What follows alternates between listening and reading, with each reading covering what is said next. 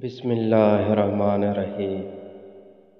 بے شک دنیا اور آخرت کی مثال ایسی ہے جیسے کسی شخص کی دو بیویاں ہوں کہ جب ایک کو راضی کرتا ہے تو دوسری ناراض ہو جاتی ہے۔ کچھ لوگ زندگی بھر سوئے رہتے ہیں، جب مرتے ہیں تب جاگتے ہیں۔ جھگڑے میں کودنا بہت آسان ہے لیکن نکلنا بہت مشکل۔ جس درخت کی لکڑی نرم ہوگی اس کی شاخیں زیادہ ہوں گی۔ بس نرم کھو اور نرم گفتار بن جا تاکہ تیرے دوست زیادہ ہوں۔ کمینے انسان کو جب بلند رتبہ مل جاتا ہے تو وہ سرکشی کی راہ پر چل پڑتا ہے۔ جس شخص کی نظر اپنے عیبوں پر ہے وہ دوسروں کے عیب نہیں دیکھتا۔ جس شخص کی امیدیں قلیل ہوتی ہیں اس کے اعمال درست ہوتے ہیں۔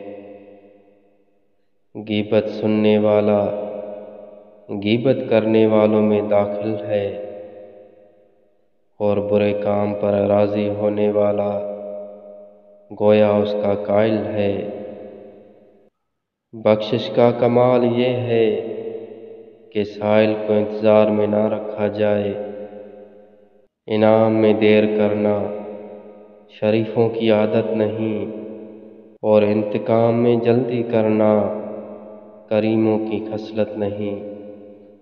جب تم کسی کام کے کرنے میں تکلف محسوس کرو تو اس میں کود پڑو، کیونکہ اس سے بچتے رہنے کا اندیشہ اور خوف اس اندیشے اور خوف سے بدرجہ زیادہ ہے جو اس کام سے علیحدہ رہ کر محسوس کرتے ہو۔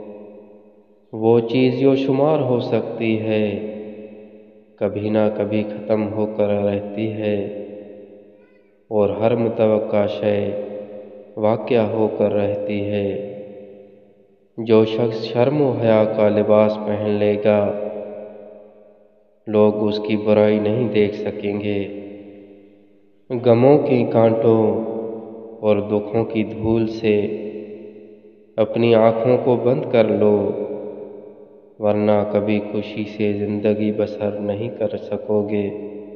جب تک کوئی بات تیرے منہ میں بند ہے تب تک تو اس کا مالک ہے، جب زبان سے نکال چکے وہ تیری مالک ہو چکی۔